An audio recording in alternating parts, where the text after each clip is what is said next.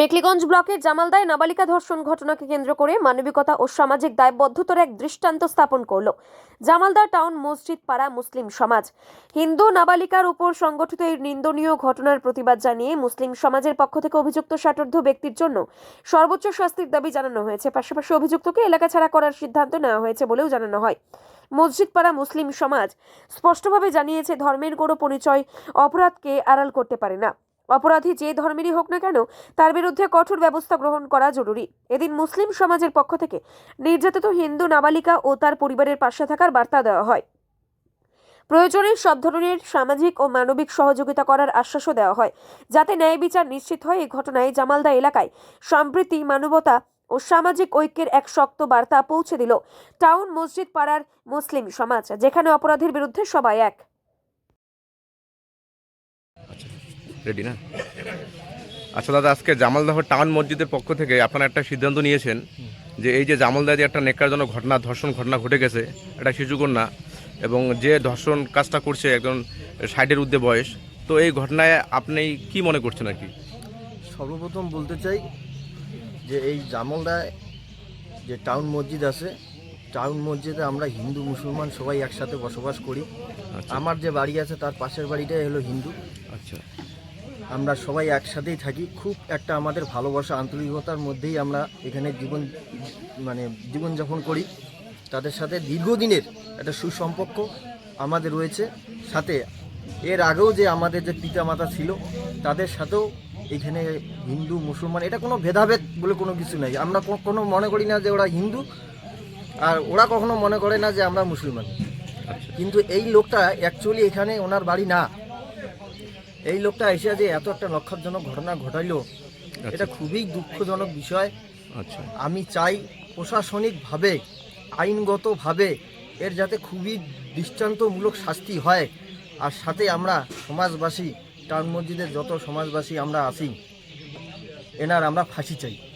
দাদা, এই যে যে মানুষটা আর কি এই কাজটা ঘটালো, একটা নেককারজনক ঘটনা, এই তাদের পরিবার সম্পর্কে আপনারা তাদের পরিবারের উদ্দেশ্যে বা পরিবার সম্পর্কে আপনারা কীরকম সিদ্ধান্ত নিলেন, কি করবেন আর কি? আমাদের এখানে টাউন মসজিদে যারা সিনিয়ররা আছে তারা একটা সিদ্ধান্ত নিয়েছে। আর অলরেডি সিদ্ধান্ত নিয়েই সিদ্ধান্ত নেওয়া হয়ে গেছে। ওনারা এখানে থাকতে পারবে না। আচ্ছা আচ্ছা। ওনারা এখানে ওদের যে জমি জায়গা আছে সেটা বিক্রি করে অন্যত্র ওরা আচ্ছা, কোথায় গিয়ে বসবাস করবে না করবে সে তাদের ব্যক্তিগত ব্যাপার। আপনাদের সমাজ তাদের আমাদের সমাজে ওদের দায়িত্ব নেবে না। দায়িত্ব নেবে না। আচ্ছা আচ্ছা আচ্ছা। আর এখানে কোনো রকম কোনোভাবে ওনাদেরকে গ্রহণ করা হবে না। আচ্ছা আচ্ছা। আর আমি চাই আমাদের গ্রাম কেন, গোটা পশ্চিমবঙ্গ তথা গোটা ভারতবর্ষে এরকম লক্ষজনক মানুষের যাতে জায়গা না হয়, এর তীব্র প্রতিবাদ জানাচ্ছি আমি। নির্যাতিতার পরিবারের উদ্দেশ্যে আপনি কি বলতে চান? নির্যাতিতার পরিবারে আপনারা কতটা কিরকম ভাবে আপনারা পাশে থাকতে চান? সব সময় আমরা সহযোগিতাতে হাত বাড়িয়ে দিব। যে কোনো রকম যদি সহযোগিতার দরকার হয় আমাদের কাছে আসবে, আমরা তৎক্ষণিক তার পাশে গিয়ে দাঁড়াবো। সব সময় আমরা নির্যাতিতার পাশে থাকবো আর আসিও। আচ্ছা, স্থানীয় যে প্রশাসন, পুলিশ থেকে শুরু করে তাদের উদ্দেশ্যে আপনি কি বলতে চান? তারা কিরকম সহযোগিতা করলো? স্থানীয় যে পুলিশ আছে সে খুবই ভালো সহযোগিতা করতেছে। আর পুলিশকে ধন্যবাদ জানাই। এই শনিবার রাতে যে একটা বিশৃঙ্খলা তৈরি হয়েছিল, কে বা কারা কোথা থেকে আইসা এই বিশৃঙ্খলা তৈরি করলো। আচ্ছা আচ্ছা। তা পুলিশ প্রশাসন খুব সুন্দরভাবে সেটাকে ম্যানেজ করছে।